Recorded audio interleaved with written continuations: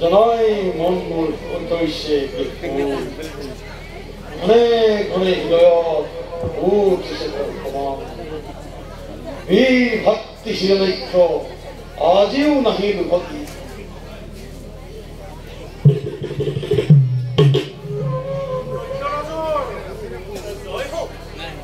প্ৰণাম দেৱৰক্ষী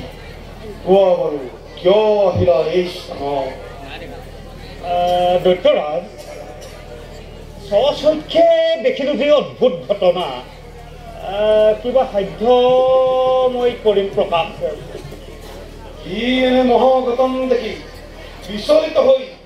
প্ৰৱেশিছা দৈত্যপুৰী হিৰণ্যাক্ষবোৰে পাতালত নিৰ্ভয় কৰিছিল প্ৰৱেশ কি কৰা দেৱৰক্ষী কিন্তু কি ক'ম দৈত্যপতি বৰাহৰ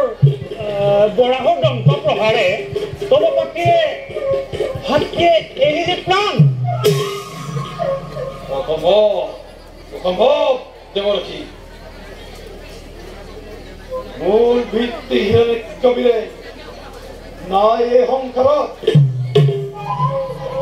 নামানে প্ৰত্যয় মনে নহয় বিশ্বাস যেনেহেন বীৰ ভক্তি যাৰ বিক্ৰমত ত্ৰিভুৱন কম্পমান সৃষ্টি কৰে জগতত মহাপ্ৰলয় তেনেহেন বীৰ ভক্তি নিধন হ'ব পাৰেনে সত্য এক বৰাহৰ দন্ত প্ৰহাৰ অসম্ভৱ অসত্য নহয় এইটো ঘটনা বীৰ ভাতৃ হিৰণ্যাক্ষ পৰিছে ৰণত আৰু দৈত্যৰাজ তুমি ভবা মতে নহয় কিনো দেৱতা মানৱ গন্ধৰ্ব কিন্নৰ তেন্তে কোন হ'ব পাৰে মোৰ ভাতৃ ঘাটিব নাৰায়ণ এতিয়াও বুজা নাই কোন সেই ভাতৃ সংখ্যা তোমাৰ শুনা তেন্তে তোমাৰ এই চিৰশত্ৰু সেই দেৱ নাৰায়ণে নিধন কৰিলে তোমাৰ সুযোগ্য ভাতৃক দন্ত প্ৰহাৰে নাৰায়ণ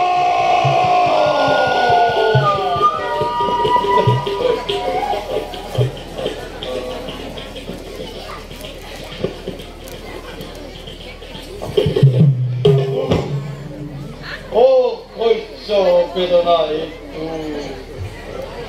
কিদৰে কহিব মাতৃয়ে কিদৰে প্ৰভু দিম নাৰায়ণ দৈত্যপতি অনুহেতো বেজাৰৰ হ'ব ভাতৃ সন্তা বিষ্ণু বিপক্ষে তুমি গ্ৰহৰ চকুৰ অংগনলে যদিহে তুমি ইয়াৰ নকৰা বিচাৰ ৰবনে বাৰু তোমাৰ এই দৈত্যৰাজৰ সন্মান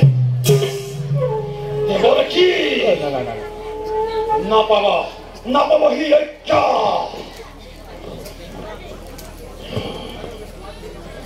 পুৱা যদি মোৰ ভাতৃ সন্তা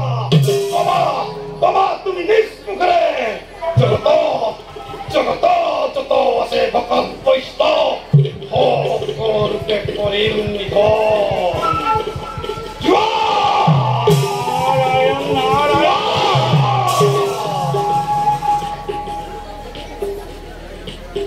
ধন্য ধন্য ভাতৃ বিৰতী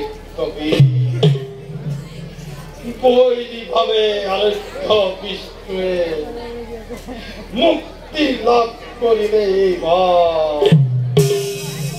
মোকো লাগে অচিৰে মোকো লাগে মুক্তি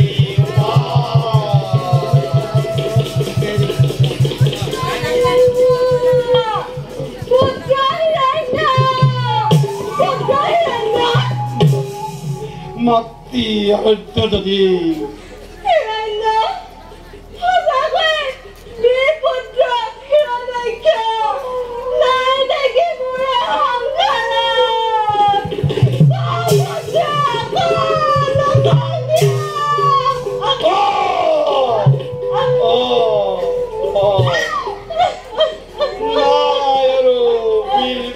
এই সংসাৰ বৰাহৰ ৰূপ ধৰি সেই পাখণ্ড বিষ্ণুৱে কৰিলে নিধন চেনেহৰ পাত্ৰী